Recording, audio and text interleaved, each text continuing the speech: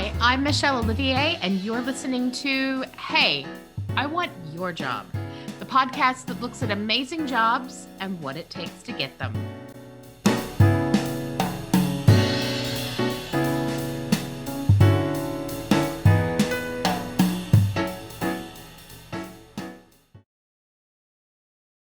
Hi, welcome to Hey, I Want Your Job. Today we have Dawn Sizer with us, and she's going to talk to us about life and technology, running her own company, and maybe even the joys of being a podcaster on top of all of those things, because she has so much free time, is what I can tell. Dawn, thank you so much for joining me today. So we'll start with the easy part. What is your job title? Well, first, thank you for having me. But my official job title is CEO. On top of that, I know it sounds so much more exciting than it really is. It's But a very sexy title, I'm not gonna lie. yeah, it's one of those where you think it's sexy. It's kind of like bathing suit season. You're like, that looks so good on the rack, and you pull it on, and you're like, what was I thinking? This sucks. And being a CEO is kind of like that because you wear every single hat in the company all day long. So you're like, okay, I'm doing this thing. I'll put this hat on. Okay, now I'm doing this thing. So I'm going to exchange you. So you sit there and you exchange hats all day, every day. So whether I'm being a network engineer or whether I'm being the HR person or whether I'm being I have to run one of our fleet vehicles out to the garage, like you never know what you're going to do through the day as a CEO because who else is going to do it, right? There you go. The buck literally stops with you. So yeah, absolutely. So that also answers the next question about what do you actually do? The answer is everything. But if you were going to narrow it down a little bit, typical day ending and why, most of my executive clients, if you kind of put their feet to the fire, they would admit that most of their day is Zoom calls and spreadsheets.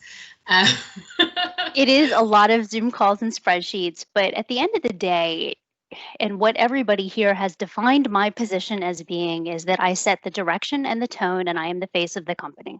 Mm-hmm. So whatever it takes to make that a reality is what I actually do.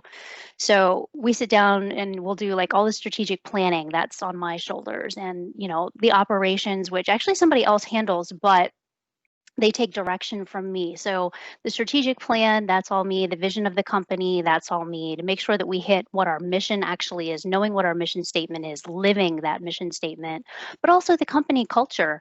It starts with your CEO, and it's got to start there.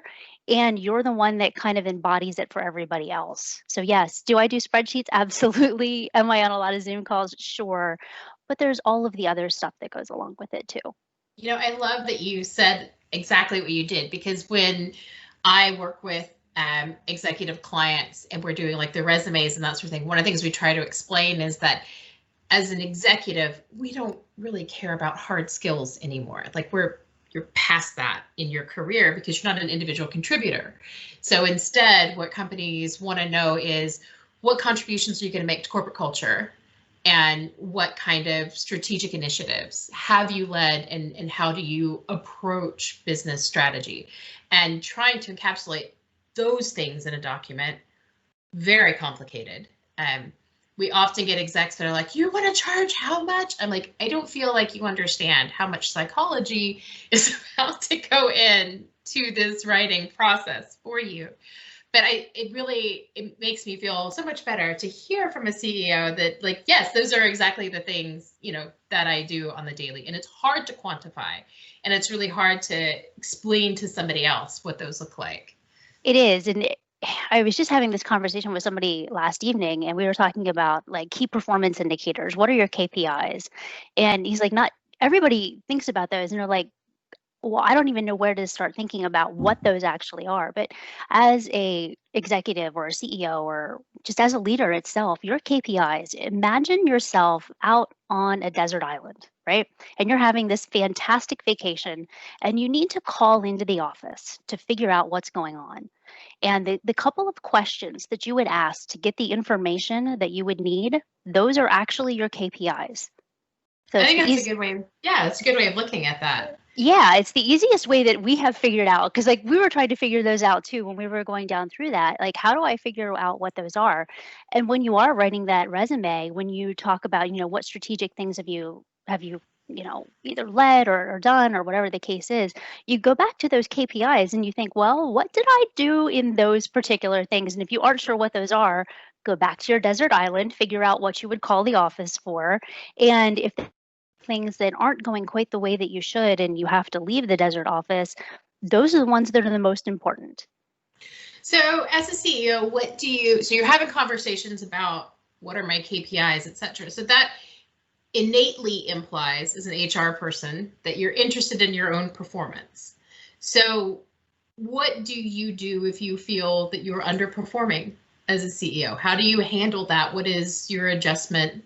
How does that work? I hope someone will fire me. I hope that every day, like maybe somebody really just wants my job and they can fire me.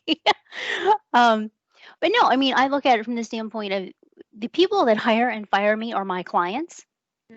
So my best key performance indicator for me are, like, we have a ticketing system, and for every ticket that gets closed, basically a survey goes out to the person that created the ticket that says, hey, how did we do? Did you like this particular thing? How was it handled? Was it fast enough? Was it this? All the important KPIs that we care about on that particular ticket, right? And there's also that little option of, is there anything else that we need to know? So I look at every single one of those, and the KPIs for me are, is my staff functioning properly? Are they doing things in a timely manner? Are they liking my staff that they're working with? And if there's anything else that I need to know there, I mean, for me running the company, I need to know that all the time. And that's my KPI meter per se for how am I doing? How am I leading my staff? Because of my culture, my mission, how I'm leading, that's going to follow through in every single touch that goes through to my client. And I think that that's so important, that, the culture that we create, the work culture we create, absolutely impacts all the way down. And I think that that self-awareness is so important in leadership. And when none of us are good at everything. I certainly have a long list of things that I suck at. And so we all do. So when you, and we all have ways that we're always trying to get better, either at those things, or sometimes I will admit there are things on that list that I have just given up on and have decided I will never be good at that thing, and that's okay to not be good at that. And I instead focus my energy on being better at even better at things that I'm already good at. How do you upskill? What do you do to keep your skills and performance getting better all the time? Well, I mean, one thing is pure interaction. I mean, learning from other people at the same level that you are is really important. I just had somebody contact me the other day, and it was somebody that I kind of actually look up to a little bit. And she said, would you be my mentor? And I'm like, one, I'm kind of humbled. And like, are you insane? Because I literally try to drown myself at least twice a week while I'm trying to drink water. I mean, like, Have you met me? in my mid 40s, I still like haven't figured out how to not breathe and drink at the same time. So like, remember that things we suck at? That's one of them. But it was one of those things that I think that as an executive level person, having somebody that you can mentor, I think teaches you a lot actually too. So there's a little bit of that. There's always some continuing education that you should have going on for yourself. I don't care if it's a training class, I don't care if it's a class that you're taking, or maybe it's a book that you're reading, or it's, websites that you're reading, whatever the case is, always keep learning however it is that you learn best. So I want to pick up on that a little bit, because obviously as a CEO, you have a lot of say in who gets hired and does not get hired. And you said ways that you learn best. My husband is English, and he and I have this ongoing argument about American education versus British education. Obviously, I feel that ours is the superior model. I'm in no way biased in this opinion. Clearly, it's just factual. But his argument in favor of British education is that their university model is very, very focused on what you are learning. So whereas here, everybody takes History 101, that is not the case in the UK system. Like if you were there to study computers, you learn computers. And for him, what he says is that if he had been subjected to the American model and had to take English and History 101, he's like, I don't know that I would have gotten a degree. Because all of that sounds awful. So everybody does learn differently. And I think that we're at this sort of inflection point in culturally where we see that the younger generation is increasingly rejecting traditional higher education and not wanting to go to universities, choosing instead more trade schools, that sort of thing. What is your take on the relative value of all of those? Do you see all of those as equal? Do you see them as just different for different purposes? What's your thought? That is a huge question, and I'm trying to figure out like where to start. So let me start with the first thing that you said, and let's go back to your husband. And the British system is obviously better, and from the American system. And what's true, I think, outside of the United States is most other countries start their kids earlier than we do. So the British, they start them a year earlier than we do. They educate them differently through grammar school and through what their high school is and things like that. And that's kind of, you're right, that's where they stop learning all the extraneous things at the end of high school there. And I think there's something to be said for that. My journey personally, to give you kind of an idea, I mean, I went to school for naval architectural engineering. That's what I went to college for. And it was not where I needed to be. So I ended up doing a couple years of that and said, you know what, this is stupid.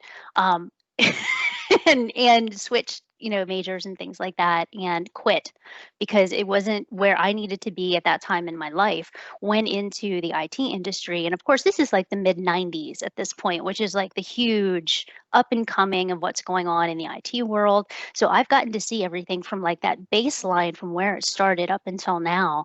And I actually went back, 7 years ago, I think now, got my bachelor's in IT, got my master's in IT, and I'm sitting in that precipice of like, should I get my PhD? Should I not get my PhD?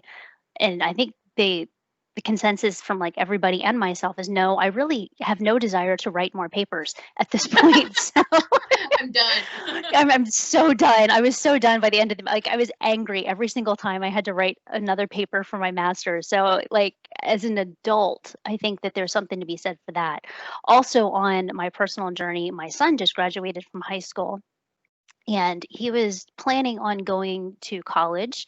And I don't know if the rest of you realize this, but we're in the middle of a global pandemic. And No. I know, right? So and he decided that maybe getting a job for a little while and being out in the workforce and kind of figuring things out for himself was the way to go. And then if he decided to go, maybe doing either a trade school or that like 2-year local university kind of thing or community college, whatever you want to call it, doing that was really where he wanted to be. And I think, like you said, everybody does learn differently. I think there are things out there for everybody. It's just a matter of figuring out one, how you learn. Are you a visual learner? Are you a kinetic learner? Or do you learn, auditory? What's best for you? And then matching that to a type of college or trade school or class or whatever the situation is, or maybe all you really need are a couple of certifications and you can just go get a job. And if that's the case, by all means do that. I think that that's a great point, that traditional educational models have kind of told us that smart always looks like a particular type of informational processor. So smart people are the ones who do well at prestigious universities, and prestigious universities teach with words and books. So either written words or spoken words, but way less of a kinetic go and do and be a part of. And I think that that's really, I think that's a really good point, that that we are now in this place where we're recognizing that actually that's just a particular flavor of smart. It's also a particularly privileged way of dealing with everything, and that it doesn't work for most people. And I think that it doesn't necessarily work for the realities of the working world. I think that personally, I think that as one of the things my husband and I have talked about as well, he also works in the IT sector, is that by the time curriculum is created for your 4-year degree, and then you finish your 4-year degree, that is no longer relevant to the marketplace. It's nowhere even close. And usually even when you start, it's so far behind. I mean, even certifications are usually a little bit behind. Yeah. And those are, like 6-8 years ago, and everybody's like, who cares? Right. So what, advice, not just for your own kid, but like in general, like what, if somebody was going to say, you know what, I'm not going to do a traditional degree. I am going to get some certifications, because Dawn told me that was a great idea. Which certifications would you recommend for somebody who wanted to break into the IT sector? Which ones count? Which ones are not great?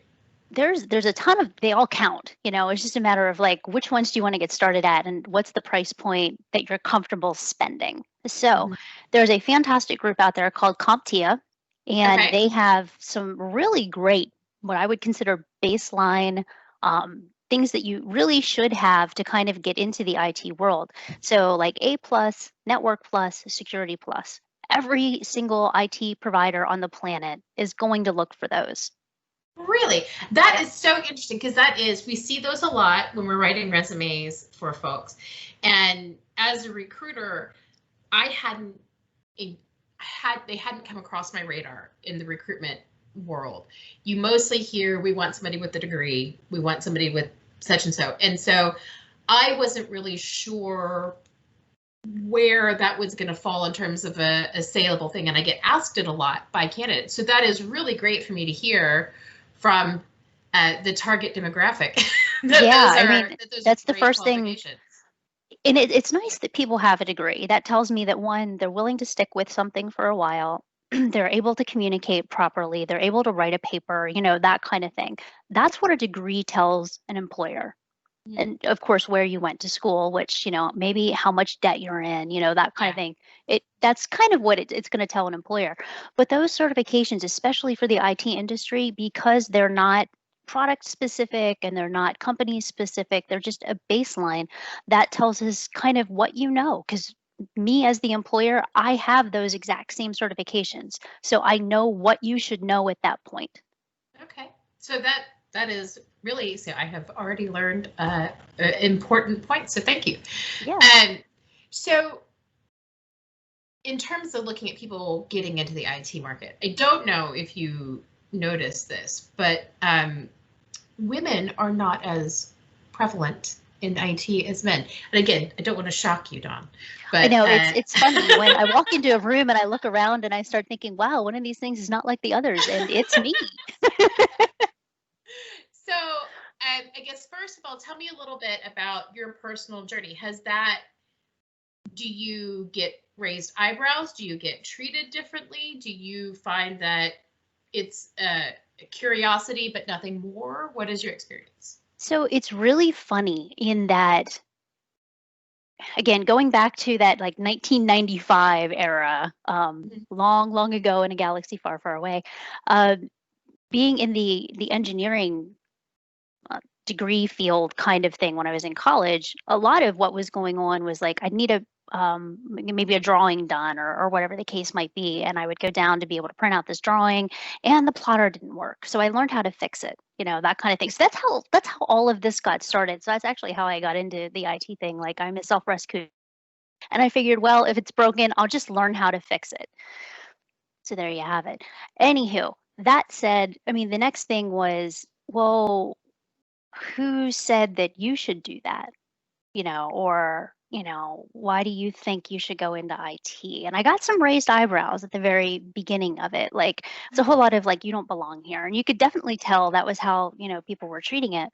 And I had some of that through my career in general, or, women really don't belong here. And, maybe you should stick to training and teaching, and maybe you should do this kind of thing. And okay, I can do that. I like doing that. It's kind of fun, but I'm a network engineer, that's really, that's really what I do. Considered L&D. I really feel like maybe your strength is in IT recruitment, Dawn. Maybe that's, Have you thought about marketing? Like, Mm, no, mhm. definitely no. But I was, and I've told the story a couple of times. I was out at a conference not too often long ago, and the conference that this happened at, this is all like C-level people. So these are CEOs, these are COOs, that kind of thing, really high level staff. And I was on a panel, and we were talking about recruitment and things like that. And guy came up to me after the fact. Was that he probably had one too many drinks, would be my guess, but it was after the fact. And said, I saw you today on the panel. He's like, you don't belong here. I'm like, Oh my like, like, well, that's just like your opinion, man, and it's really not a good one. So whatever. Wow, that is so brazen, even after a couple. Oh my gosh. Yeah, so I don't That's know, and it was one of those deals where yes, it was a guy. They were of a very different demographic than me, a very different skin color, there was very many differences. So I don't know what caused that. I don't know if it was the alcohol. I don't know if sure. it could have been any number of things, and I don't want to point it in any direction. Yeah, It was yeah, just one yeah. of those like, wow, that was the same kind of reaction. Like, and what do you do in the moment when that happens? Because I mean, my response was, that's your opinion. Yeah, I think that's as good as mine would have had a lot more expletives. So well done. Well, Uh, and the kicker of it is this was all I'm graceful happening. under pressure. Well, So. and this was all happening right as COVID was starting to kick off, and tensions were a little high and things like that. And I was in the room with a couple of friends, and of course it was loud because there was a lot of people there.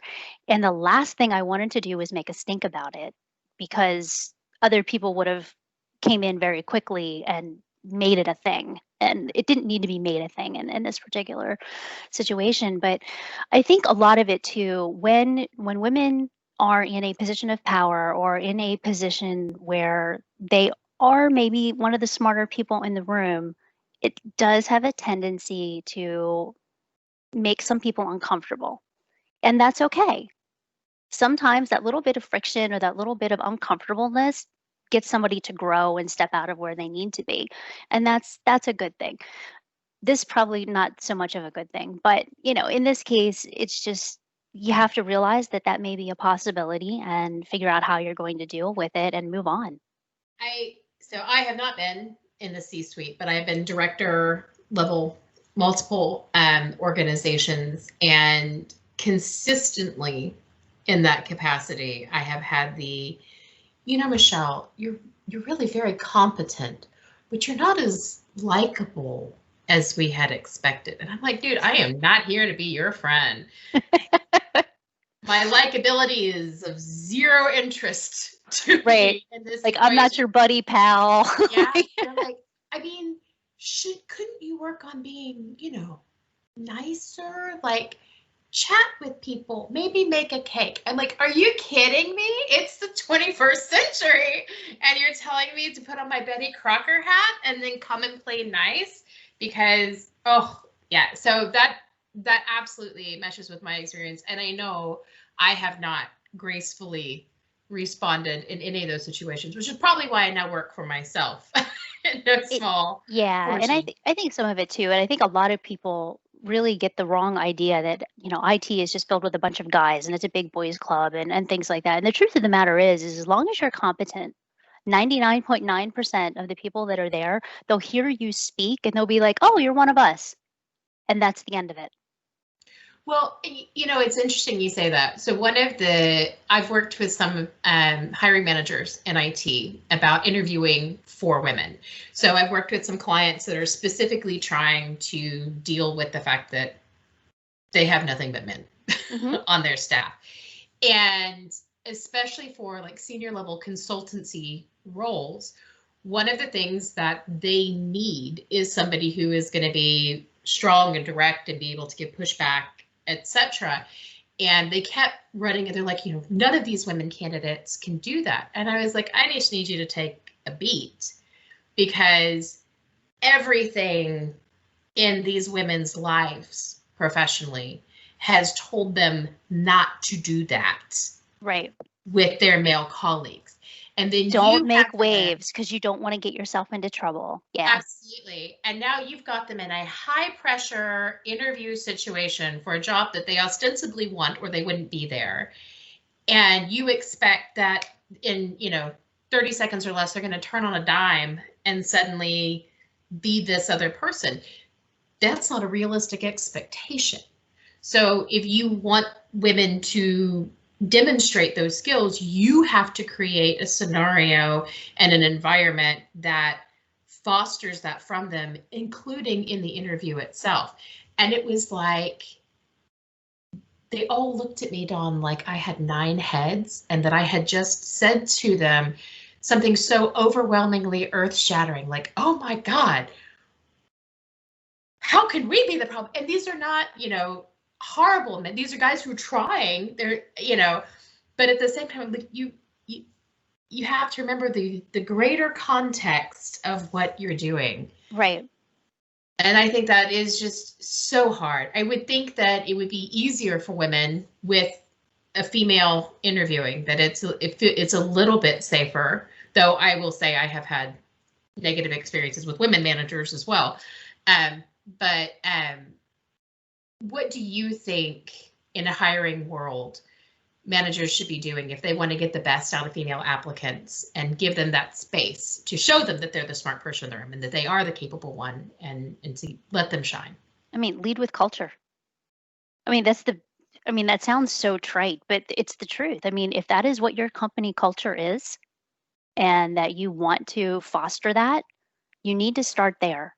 So make sure that everybody in your organization embraces that idea and ideal, because it's not just the idea, it's got to be the ideal, and push it forward. And it's got to come through in that interview. Like, we have a little bit of everybody here. I actually have 2 women on staff now. I'm one of them. But we have somebody that has autism here. We have somebody that has ADHD here. We have diversity, we have inclusion here, and we lead with that. It's okay to be different. It's okay to be a female. It's okay to be who you are. So, changing a little bit, piggybacking off of that, as we record this, our country is in a unique spot historically. Yes. It's been a long couple weeks, Dawn. We're right at the beginning of January. Trump's just been impeached for the second time. We had riots in the Capitol. They're expecting more riots going forward. There's a lot of talk right now about the fact that employees are having a hard time focusing. The whole country is having a hard time focusing on anything, between pandemics and threats of violence and everything else. It's insane. As a company that culturally embraces, differences and different needs and all of that, what are you doing to support your employees through this? And what feedback have you had from your employees about what they want? I mean, is it appropriate to say we're just plying them with alcohol? I mean, it's terrible, but I mean, to be fair, I think you just, like at the end of the day, like we've just had it. The day being, noon seems like a good end of the day. Yeah, totally fine. We've sunk into day drinking now. No, I mean, it's not that bad. But it is, I think some of it, you have to, again, leading with culture, you have to tell people that, we're in the same boat here. We're all in this together. This all sucks. We understand that. And I think you have to be open, honest, transparent, and be there for your staff too. I mean, like, again, coming back to the alcohol thing, you're kind of like the bartender at this point, whether you're a boss, whether you're, a manager, whether you have, the C-level people. I mean, anybody that is in your direct area around you, or even a peer, I mean, you're going to hear how they're feeling, what they're doing, and you should be kind of like reaching out too, like, hey, I haven't heard from you for a little while. How are you doing? What's going on? Is there anything I can do? I was just chatting with somebody the other day, and he was saying, one of the best things that bosses, managers, whatever the case might be, if you're in that work from home scenario, can do is actually have office hours for your staff to come to you And I was like, that's freaking brilliant. Why did I not think of this before? But I mean, it worked for college. Why wouldn't it work in this situation too? Yeah. I mean, it's really kind of nice. Tuesdays and Thursdays, I have this hour set aside. If you need anything, or I'll reach out to you, or whatever the case might be, that's the time when you can like come and talk. And it doesn't have to necessarily be about work, but a lot of people aren't getting the support that they normally would have gotten because they're not right directly around the people that they normally work with. And it's very difficult to pop into somebody's office with your cup of coffee when you're working from home and say, hey, this is what I'm working on. How do you feel about this? Am I going about this wrong? I mean, how do you do that from Teams or from Zoom or? I mean, Slack would tell you that they have the answer, obviously, but I mean, Obvious. yeah, But it's not quite the it's same. I not mean, we anywhere the use same. Teams all day, every day, and it's not. I mean, it's great when somebody asks a question. I'm like, you know what? Just start a meeting, and we'll Yeah. chit chat that back and forth. But to be able to hop over to somebody's office like we would normally do with our stand there with our coffee or our water or whatever it is, and just chit chat for those couple of minutes. It's that, and sometimes it's just that moment or two between that transition time period between a project that we're working on or the next doc spreadsheet that we're opening up and dealing with, or whatever the case might be. Sometimes you just need that downtime Oh, and I that agree. personal Yeah, connection with somebody that you're not getting at home. I totally agree. And I think, so it's really interesting. SHRM just released in their newsletter earlier this week, a for pro and con thing about working from home and will we go back to offices. Both of them authoritatively presented evidence that one said that working from home is far less efficient, and the other presented one that had evidence that it is far more efficient.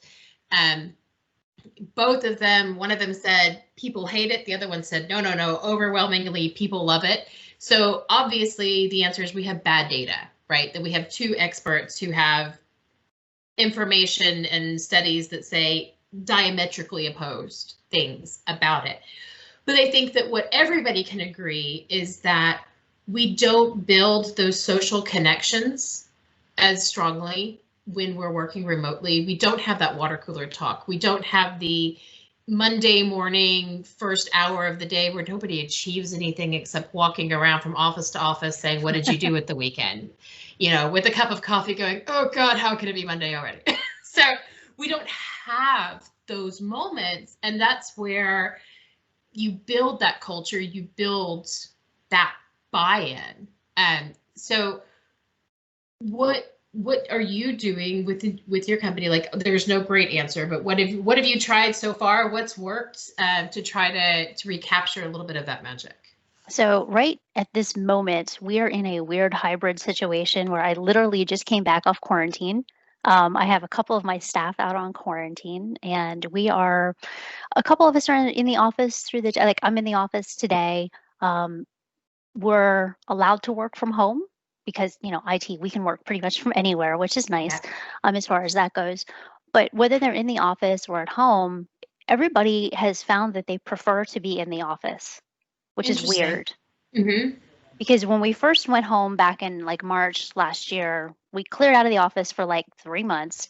And when the first couple days we came back, we got nothing accomplished at all because we were all like, I missed you. People, faces, not my children or dog. Yay! Right. Well, what's really funny with us is that our dog does come to the office. So he's actually pretty much one of the employees here, and he gets so excited to see everybody. And it's really kind of funny. A couple of guys have called me the last couple of days as we were out and stuff, because of course the dog was home with us, and they're like, can I see the dog? I'm like, yeah. Can you bring the dog to the office and you guys continue to quarantine? We'll just take the dog. We'll just take the dog. Yeah. There It you was like, go. all right, whatever. It's nice to know where you rank in your I employees' know. hearts. Just I below know, your right? dog. Just below the dog. Hey, at least they've got some buy-in that way. Yeah, Yeah, exactly. I think it's really interesting. We've been talking to most of my guests about like where do they think all of this is going, and I think that most people agree that it's going to have to be some kind of a hybrid, that we'll get to the point where we're all hate each other's faces again, and we'll be like, I just want to work from home in my pajamas. Why am I wearing pants? But I think it's going to take a minute. You know, I think we're all going to be really excited to see and touch and hug and have lunch together, and you know, get annoyed at the smell of each other's lunches being microwaved and all of that kind of stuff. I think it's interesting how much we collectively have missed each other in a work situation. It is. It's really funny. And I was actually out on a client site today earlier. It was like one of those strange kind of things. I don't usually go out and do work, but with a couple of my guys out, I had to. So it was one of those, like, I was on site. I was in, like the little spot where we have at one of my client sites. And like, as people were passing in the hallway, where they're like, "Oh, I haven't seen you in forever." It was like, okay, but like, I'm working. I know. It was exactly that kind of thing. Like, I'm really glad to see you. I'm glad that your family's doing okay. I'm glad that your extended family's doing okay. Like, it's been great chatting with you. Still have a job that is still not talking to you. Yeah. Yeah. Yeah, but it was really kind of nice though that a lot of them did, and I think it spread like wildfire, and then like all of a sudden everybody was there, and it was like, so hey. Well, it has to make you feel a little bit like a celebrity at the same time, you know, like you. It kind of does, only it's a little bit disturbing. Like, I am not that exciting. I say revel in it, you know, while it lasts, Dawn. While it lasts, you know, take your 5 minutes and enjoy it, right? Absolutely, absolutely. Start offering autographs, you know, pose for selfies, that kind of thing. I think, you know, go with it. Just ride the wave. Yeah. Next time I go on site, I totally am. There you go. There you go. I think you have to have like paparazzi shades on though. Like, I think that's definitely part of it. I totally have them. There you go. Fantastic. Fantasy. Yeah. You're already prepared. You are a step ahead. I'm totally prepared. There you go. Well, we are out of time, and which is a shame because I could ask you 1,000 more questions. This has been really fascinating. Is there any other things that you want to talk about or mention before we go? Yeah, let's do a couple of things here. One, okay. We're totally going to continue this conversation because I'm going to have you on my podcast. Okay. So Revel Executives will be having you there, and we'll kind of continue this conversation. We'll have a little bit more about talent and acquisition and things like that, and we'll chit chat. So that'll be fantastic as far as that goes. But the other thing I think with IT itself and not having a lot of women in IT, I think it's very important that we start talking to our kids early about some of the options that they have available to them. So many girls are like, oh, I want to be a teacher. I want to be a nurse. I want to be that helper type of profession. And that's fantastic. But I think a lot of people don't understand is that IT really, truly is a helper profession. It's what we do all day, every day, is help people get over the problem, issue, concern that they have with the technology. And it's so much more a communication kind of thing than it is a sit in your mom's basement and fix something kind of thing. Basement living, totally optional in IT. It is totally optional, exactly. But I think that's a great point. And I obviously been in HR for a very long time. And so I've had the opportunity to work with people who want to break into HR. And inevitably I hear, I really want to work in HR because I'm a people person. I'm like, oh, then this is not the place for you. No, you need to go work customer service. That'll cure you of that problem right away. If you're a people person, IT support is a great choice. IT consultation, fantastic. HR, no. Like, I think that's one of the biggest misconceptions. Like, we are the biggest misanthropes in the whole world. Like, not that we really hate people, but like we don't get to talk to people because we have confidential information and we have a different perspective. So if you're hoping that a career in HR is going to let you be chatty and walk in and be the big paparazzi star, HR is not for you, but it sounds like IT absolutely is. So oh yeah, absolutely. From the customer service standpoint of it, the help desk kind of thing. Oh yeah, absolutely. But I think you're right that like there's something about reframing the narrative about what the roles are, is that for some reason technology gets put into with the hard sciences, where it's It about does. ones and zeros and numbers and soldering irons, and it has almost nothing to do with that in a modern context. I mean, And that's true. not that I I think need to tell you that, but I mean, I think no, we but need to tell society that. and anybody that's really good with puzzles, like if when you start down like I need to figure this thing out, like I Yeah. will not rest until I figure this thing out, IT is for you. Yeah. That is like the hallmark of like the perfect IT person, that I've found a problem and I'm not going to let it go till I solve it. You're perfect for IT. Or if you're the kind of person that somebody comes to you and says, oh my God, I have this huge problem and I have no idea what to do about it. If you get excited about going out and finding them the right solution for that, oh, that's IT all day long. Like that's Yeah, exactly. and if you can compartmentalize how you go about that and do it very methodically. Yeah. I wonder if it's that methodical thinking that is why it tends to get lumped in with like the harder sciences. I'm sure it is, because you're still following the scientific method of solving the problem. Yeah, I think it started in the hard sciences because the programming languages having a basis in mathematics, and I think it just like never quite broke out of there. But I would love to see it more in like a business context, a marketing context. I think you're starting to see some of those courses, like you see SEO marketing courses and that sort of thing. But there definitely needs to be a pretty major rebranding of all of it. It's too bad you're not a marketing girl.